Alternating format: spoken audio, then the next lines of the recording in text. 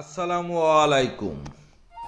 পরিবেশ পরিস্থিতি আপনার আমার বুঝে ওঠার আগেই মুহূর্তেই পরিবর্তন ঘটে যেতে পারে। ঠিক এই আরিচা, দৌলতদিয়া ফেরিঘাট ও নদীর আমাদের সেটি বুঝিয়ে দিচ্ছে। আপনারা ভিডিওটি না টেনে অবশ্যই শেষ পর্যন্ত সঙ্গে থাকবেন।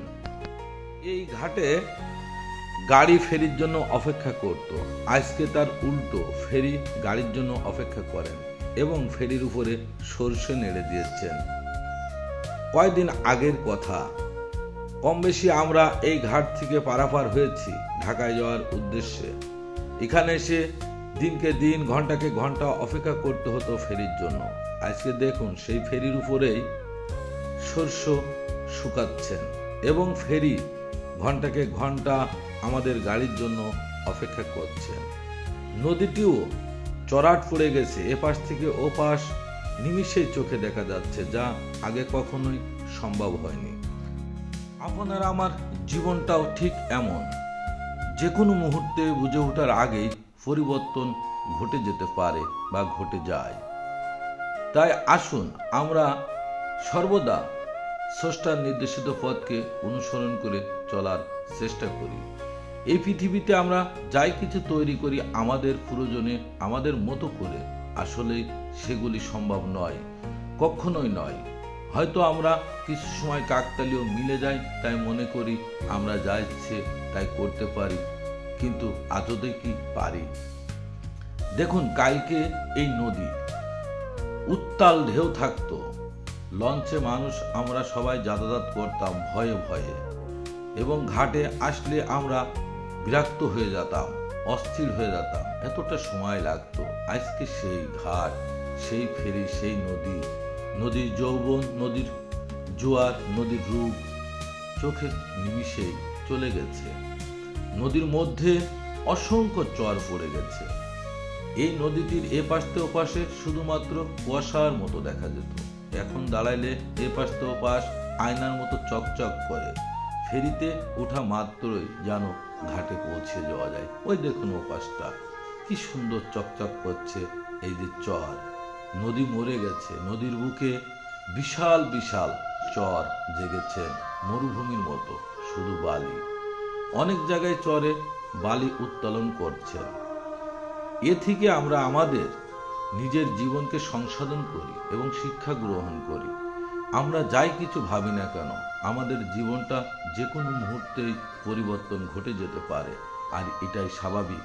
এটা মেনে, এটা মনে রেখে আমরা আমাদের জীবন চলার রাস্তা এবং পরিধি তৈরি করি। আসলে এই পৃথিবীতে আমরা যখন জন্মগ্রহণ করেছিলাম, কিছু সঙ্গে করে আনি নাই, কিছু নিয়ে যাওয়া সম্ভব নয়, নিয়ে যাওয়াও যায় না, শুধুমাত্র পাপ আর পুণ্যটাই সঙ্গে যায়। আপনি আমি আমাদের যে ভবিষ্যৎটাই পৃথিবীর বুকে তৈরি করতে চাই, সেটি বৃদ্ধ বয়সে।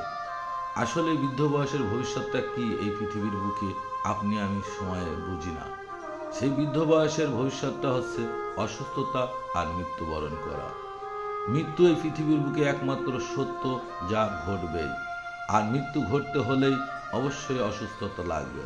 অসুস্থতা শুধু অসুস্থতাই নয়, অসুস্থতা হলো আল্লাহর দেয়া একটি নিয়ামত, যার মাধ্যমে আমরা মৃত্যুবরণ করতে পারি। মানুষ কখনোই মরে না। মানুষ 3টি অধ্যায় শেষ করেন। একটি অধ্যায়ে পৃথিবীর বুকে জন্মগ্রহণ করেন, আরেকটি অধ্যায়ে পৃথিবী ছেড়ে মাটিতে ঘরে কবরস্থানে যায়, আরেকটি অধ্যায় সেই কিয়ামতের দিন, রোজ কিয়ামতের মাঠে বিচারের মুহূর্ত। তাই এহকাল ক্ষণিকের, পরকালের শেষ নাই। আসুন আমরা এখনো আমাদের জীবনে অহংকার, হিংসা ভুলে যাই, যে আমরা সর্বদা চেষ্টা করি পরকালে কিভাবে ভালো থাকা সম্ভব। এই নদীতে যত কথা, যত গান, যত ইতিহাস আছে, তা আপনি আমি কখনো শেষ করতে পারবো না। এই নদীর পানি, নদীর জোয়ার, নদীর ভাটা, নদীর চর, নদী মাতৃক কত কিছু না কবি, সাহিত্যিক, বৈজ্ঞানিকরা করে গেছেন। এটা আমাদের জীবনের সাথে হুবহু মিলে যায়। তাই আসুন আমরা সকলেই একটি স্থান, 3টি শব্দকে সংস্কার করি। স্থানটি হচ্ছে আপনি আমি নিজে, নিজ থেকে মিথ্যে কথা বলা পরিহার করি। আরেকটি হচ্ছে যে কর্মই করি সৎ, নিষ্ঠা ও হালাল উপার্জনের মাধ্যমে করি। আরেকটি শব্দ আমরা আমাদের মুখের ব্যবহার, ভাষা এমনটা ব্যবহার না করি যে ভাষায় অন্য মানুষের মনে কষ্ট পায় বা ব্যথা পায়। এই তিনটি শব্দ একটি স্থান থেকে যদি মেনে চলতে পারি তাহলে এহকাল পরকাল সব হবে শান্তির কাল বলে আমি আশা ব্যক্ত করি। দেখুন, চর আর চর, এই লঞ্চগুলি, ফেরিগুলি ছোট ছোট।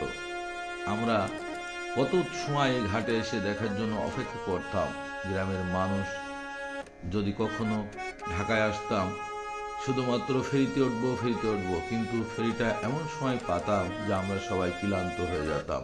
গরমে, ভাবসা বা শীতে, ঠান্ডায়, রাত্রে কখন যে ফেরির মুখ দেখতে পাবো তা কল্পনাও করতে পারতাম না। আপনারা এমন সুন্দর সুন্দর ভিডিও উপভোগ করার জন্য আমার চ্যানেলটিতে অ্যাক্টিভের সঙ্গে থাকবেন।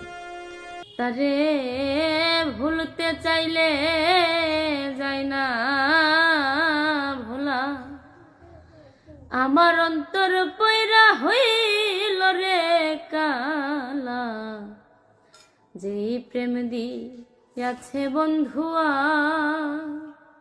ও শৈল সই,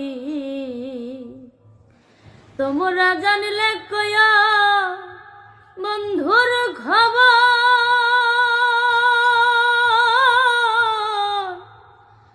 দেখা শীতল হবে অন্তরে রে,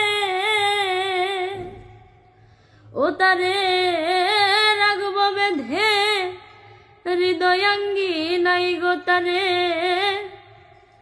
রাখব বেঁধে হৃদয়াঙ্গি নাই, ও তার ঘরে থাকা দায়।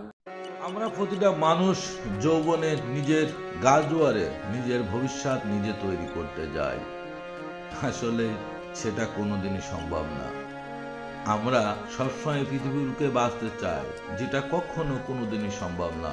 সমগ্র পৃথিবী মিলেও 1 সেকেন্ড সময় একটি মানুষের বাঁচে রাখার যোগ্যতা, ক্ষমতা রাখি না, কিন্তু আমরা সেগুলোই করতে যাই। কতই না বোকা আমরা জানি না কথা বলতে বলতে আমাদের নিঃশ্বাস স্তব্ধ হয়ে যেতে পারে, কিন্তু সবাই জানি।